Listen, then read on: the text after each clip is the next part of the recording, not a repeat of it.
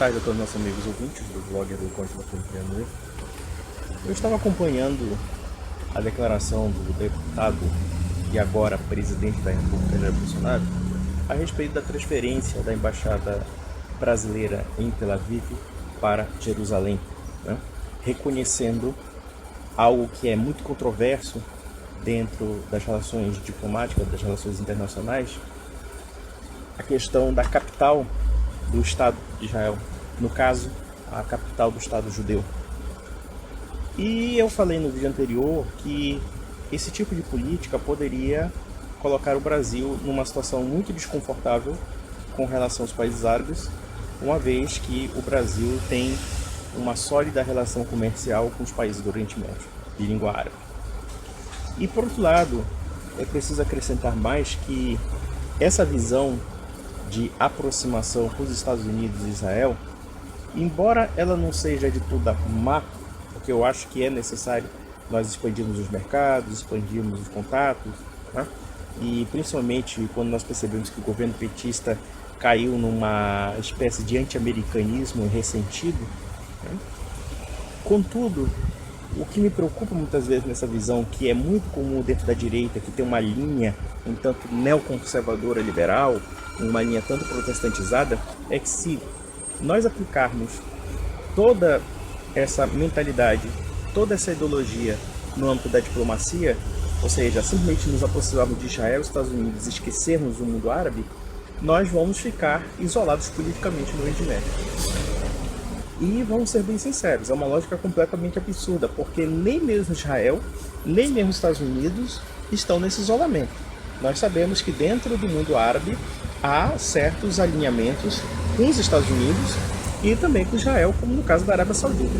Só que na mentalidade do neoconservador brasileiro, ele acredita realmente nessa ideologia de que nós temos que ter uma guerra contra o islamismo, como fosse uma cruzada, sob a batuta dos Estados Unidos e Israel. Quando na verdade nós percebemos que o problema é muito mais embaixo. Nós temos uma questão geopolítica que está em jogo. E na verdade nós estamos vendo que tanto os Estados Unidos como Israel, de alguma forma ou de outra, estão pensando muito mais nos seus próprios interesses do que dentro dessa retórica da democracia liberal, da retórica dos direitos humanos, etc. Uma coisa que nós temos que aprender muito com a lição do Oriente Médio é que ali ninguém brinca em serviço. Ali realmente é um campo muito minado, um campo cheio de traições, cheio de atitudes extremamente condenáveis de ambos os lados. Obviamente que eu não vou equiparar Israel e os Estados Unidos com as ditaduras islâmicas. Não há comparação factível se nós analisarmos a questão de qualidade de vida, a questão até mesmo de nível de liberdade, etc. Obviamente que é muito diferente e, sob muitos aspectos, com certeza o Ocidente é muito superior. Mas, por outro lado, nós não podemos negar também que as políticas ocidentais não são menos sujas. Democracias mentem, democracias trapaceiam, democracias podem também fazer atrocidades, etc. E isso não é um expediente exclusivo dos países árabes, como também das ditaduras totalitárias como da China e etc. É isso que nós devemos entender. E se nós aplicássemos essa lógica neocon, essa lógica de americanismo irrefletido, essa lógica inclusive de querer levar Israel como se fosse um prenúncio, ou então inclusive essa tentativa de levar Israel como se fosse uma continuidade da Israel do Antigo Testamento, segundo certas cabecinhas evangélicas, nós podemos concluir que isso é um completo delírio ideológico. Um delírio ideológico que prejudicaria o país nas suas relações internacionais. A política de Bolsonaro, neste sentido, poderia perfeitamente isolar o Brasil do Oriente Médio. Porque, no final das contas, se nós dependêssemos somente dos Estados Unidos e Israel, nós não teríamos relações com o Oriente Médio. E baseado no fato de que a direita brasileira quer ser mais neocon do que os próprios Estados Unidos, o que mostra um certo grau de delírio dessas pessoas. Teve um sujeito aí, cujo nome não vou falar, que começou a fazer insinuações dizendo que eu sou covarde, que eu não quero briga com os islâmicos, que não sei o quê, que a gente tem que realmente se alinhar para guerrear, para brigar com os árabes e não sei o que, não sei o que, não sei o que. Eu fico impressionado com esses machos de ocasião, quando na verdade para comprar a briga com o mundo árabe, primeiro, nós temos que ter um tipo de suporte militar e diplomático. Nós não temos isso. Esse já é o primeiro ponto. O segundo ponto é que esse pessoal acha que para a gente combater o Islã, ou pelo menos combater certos aspectos do islamismo, nós temos que simplesmente arregaçar a bunda para os Estados Unidos e para Israel. Ou seja, nós temos que ser simplesmente servis a esses países, independentemente do que eles possam oferecer ou não. Eu pergunto aqui, qual é o ganho diplomático, o ganho econômico que o Brasil terá em transferir a sua embaixada de Tel Aviv para Israel? O ganho é simplesmente zero. O máximo que o Brasil poderia se preocupar é uma aproximação econômica e política com Israel, sem se envolver nos problemas de Israel. Como também essa mesma lógica poderia se aplicar ao mundo árabe. O que não quer dizer que nós vamos aceitar todas as políticas do mundo árabe, como também todas as políticas do mundo sionista. Então vejam que a lógica que eu explanei ali é basicamente no fato de que nós brasileiros temos que nos poupar desse tipo de diplomacia.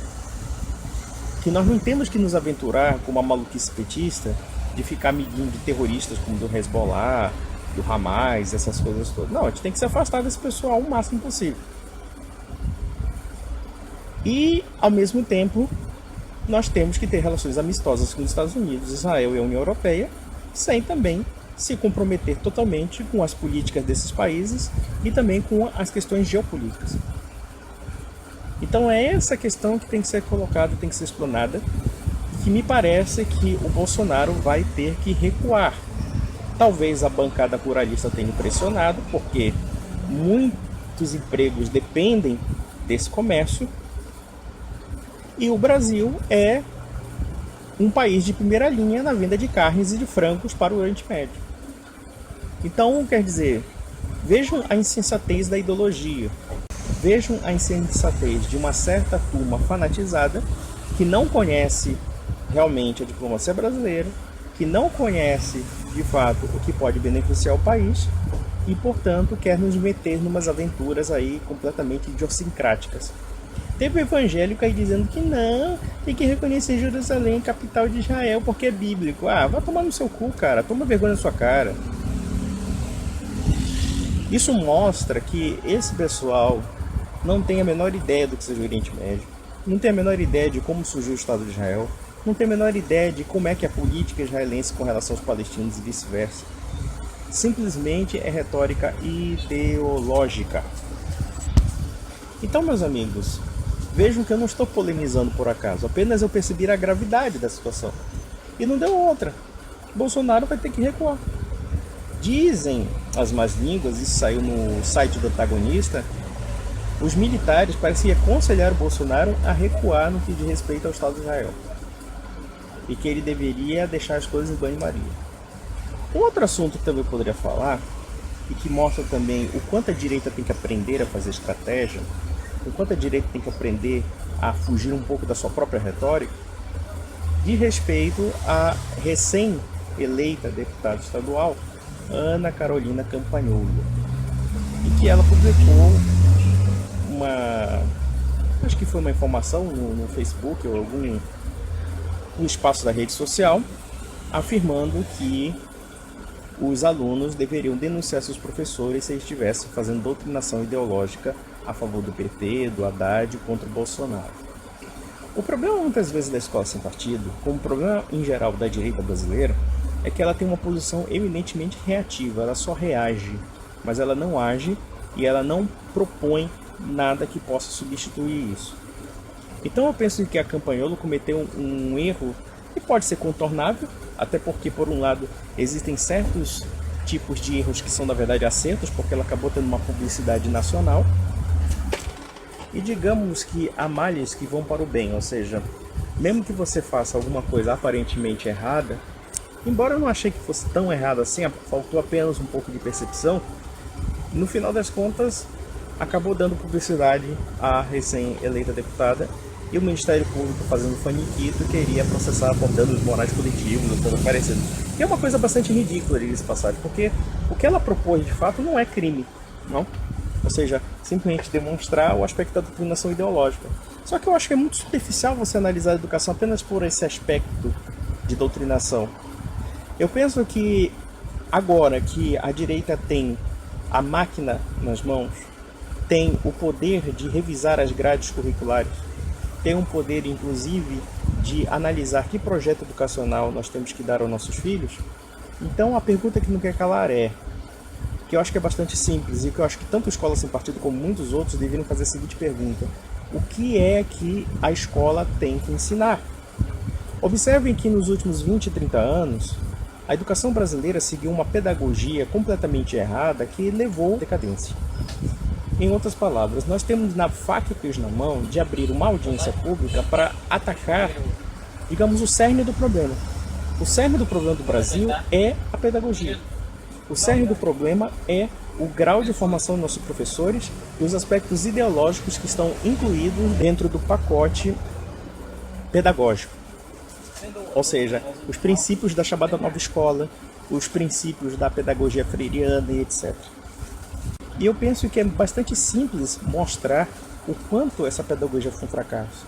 Basta nós pegarmos, 10, 20 anos de educação brasileira ou 30 anos de educação brasileira para perceber que hoje a sala de aula é um ambiente hostil, é um ambiente que mais deseduca do que educa, ou seja, as pessoas parecem que saem mais burras do que entram, os professores estão desestimulados e não há nenhum respeito pela autoridade do professor, que isso é um aspecto da pedagogia revolucionária.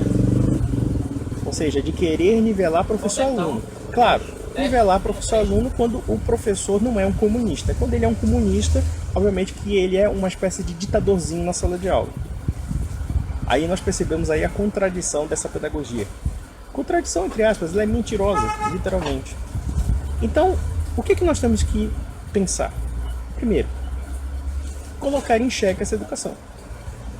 Mostrar e revelar através de dados estatísticos, através de uma correlação de fatos, de incidentes, que mostram que essa pedagogia coloca o professor numa situação de completa inferioridade e opressão. Nós temos ainda que cooptar justamente a insatisfação dos professores e não perseguir professor.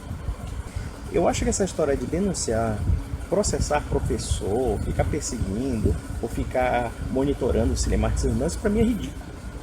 Primeiro porque o problema da escola não é ensinar marxismo. O marxismo, como uma ideologia que influenciou não somente o século XIX, mas principalmente o século XX, de fato, ele deve ser ensinado enquanto uma teoria. O problema do ensino marxista do Brasil é que ele é mentiroso. Porque não existe marxismo sem ditadura comunista. Não existe marxismo sem 100 milhões de cadáveres. Não existe marxismo sem Stalin, sem Lenin, sem Trotsky, sem muitos outros criminosos que, em nome dessa doutrina, acabaram aplicando um dos sistemas mais brutais e desumanos e violentos da face da Terra. Se não, talvez o mais brutal que nós tenhamos notícia. Então, o problema muitas vezes é que, se você perguntar para o cara da Escola Sem Partido, ele não sabe realmente o que ensinar a seu filho. Então é isso. Nós temos que resgatar uma pedagogia clássica, uma pedagogia que esteja atrelada a um decoro ético, a um decoro valorativo e até mesmo religioso. Mas ao que parece, os isentões do Escola Sem Partido querem colocar uma concepção positivista de educação, ou seja, que a educação não tem juízo de valor, é só uma coisa eminentemente descritiva. Ou então, como muitos militares amigos meus falam, nós vamos colocar colégios militares no Brasil. Olha, vocês não vão resolver absolutamente nada. Ou então, educação moral e cívica. Meu filho, vocês estão, sinceramente, aquém do problema. Enquanto essa pedagogia revolucionária marxista estiver na grade curricular, não adianta. O máximo que você vai fazer com escola militar é criar o Brasil como uma Coreia do Norte verde e amarela. Aí mostra a estreiteza mental da direita. Coloca aqui o seguinte desafio. A pergunta que não quer calar é simples até. Qual é a instrução que nós queremos dar aos nossos filhos nas escolas públicas e nas escolas privadas? Como essa pedagogia deve ser feita? Essa pedagogia fracassada que coloca o professor numa situação de terrorismo do aluno, né?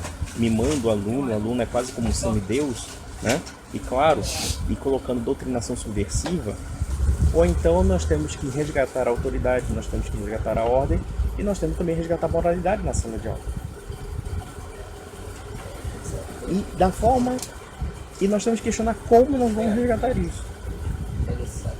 Nós temos quadros de pessoas que entendem de educação, entendem de história da educação, entendem o que de fato foi destruído nessa educação. E é isso que nós temos que questionar.